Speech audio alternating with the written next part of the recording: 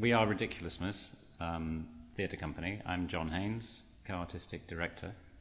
And I'm David Woods. I'm also a co-artistic director.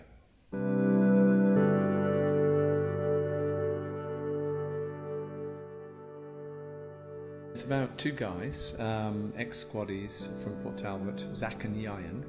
And Zach is suffering from sort of extreme anxiety and is hidden himself in a cardboard box. Jennett comes around to sort of help talk him out of it, give him some therapy, and also with the assistance of a MDMA ecstasy tablet to try and sort of lubricate his ability to connect with his buried trauma, which turns out to be a sort of non-trauma. But it's very real for him, and he's sort of become this recluse. Whether this room is actually real or just his imagined world is sort of up to the viewer. Look, you've seen this thing on CNN. Basically, it's these guys in America who got the same as me. Oh, shell shock? Yeah. We got in touch with an organisation in the States called MAPS, which stands for the Multidisciplinary Association for Psychedelic Studies, who put us in touch with a lot of war veterans in the States who were participating in the clinical trials for MDMA therapy. So what happens is they take a capsule of MDMA in the clinical setting with two therapists, one sitting each side of the bed, and attempt to process their trauma, having tried various other treatments that have all failed.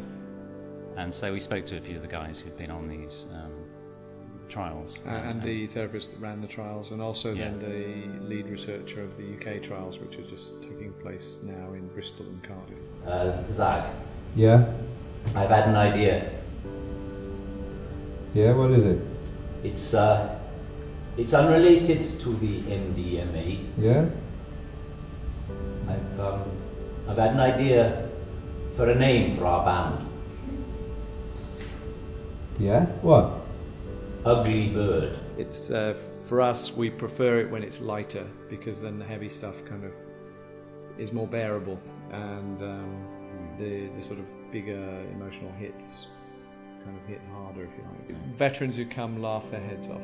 They love it, you know. It's such a relief. You can just lightly engage with this topic, which is, you know, so sensitive, that to be able to treat it with utter respect and some humour and warmth. It's in no way is it a kind of, let's do a TED talk about MDMA-assisted psychotherapy. You know, we're trying to present an artwork which is human and warm and accessible and witty, and yeah, funny if people allow themselves to laugh. You know, and very often they do, and often as well they don't. You know, they find it just too heavy, too painful in a way. We have a sound designer called Marco Gibard, and he composed a piece of the sort of rave track music, which is inspired by bands like Rotterdam Terrorcore, that kind of really sort of hardcore thumping club music, which is you know, sort of physically shakes you. And we wanted that to conjure up war and war memories, but also sort of hint at ecstasy and clubbing and raving and so on, that would kind of intertwine those two dilemmas, you know, that you've got the stigma around clubbing and ecstasy and raving and really it not being the way forward with the MDMA. It's all very relaxed, as John explained, and the war is very traumatic as well. So there's sort of, that's the kind of crazy side of it.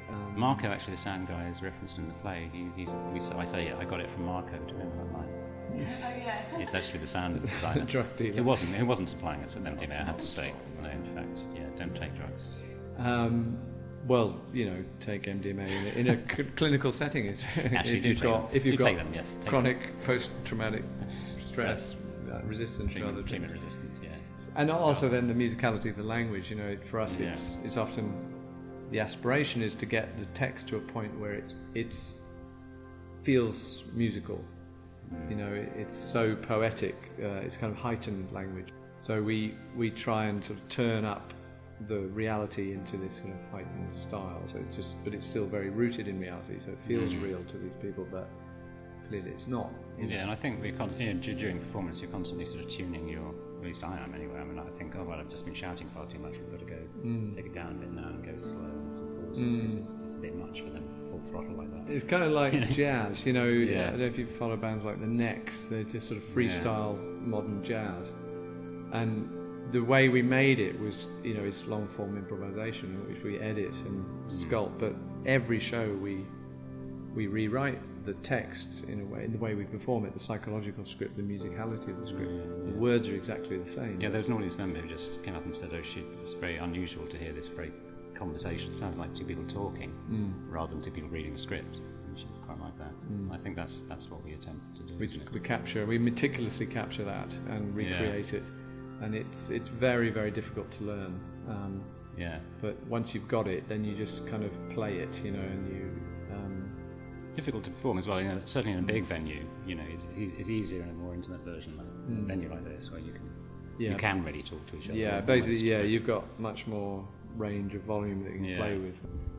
I think there's a great positive thing about engaging with mental health issues now, particularly now that Prince William and Prince Harry have got on board, and various MPs talking about that. I mean, this week is Mental Health Awareness Week, you know. So, but generally, yes, the connection and the destigmatization is fantastic. You know, we haven't always worked on shows that have been so specifically about a mental health issue. No. Just one before this, which was about psychoses, called The Eradication of Schizophrenia in Western Lapland. That led to this one because Ben Sessa had come to talk and defend the sort of pharmaceutical approach. And then, you know, he's the guy leading these trials. And there's been hints and little sniffs of those sort of territories in previous past shows, but never such an explicit engagement. And maybe that's because the environment is turning and we're feeling like, yes, you know, there's a better attitude towards it, but yet it remains that venues and promoters are sometimes reticent to program a work like The Eradication because of that word schizophrenia being in the title.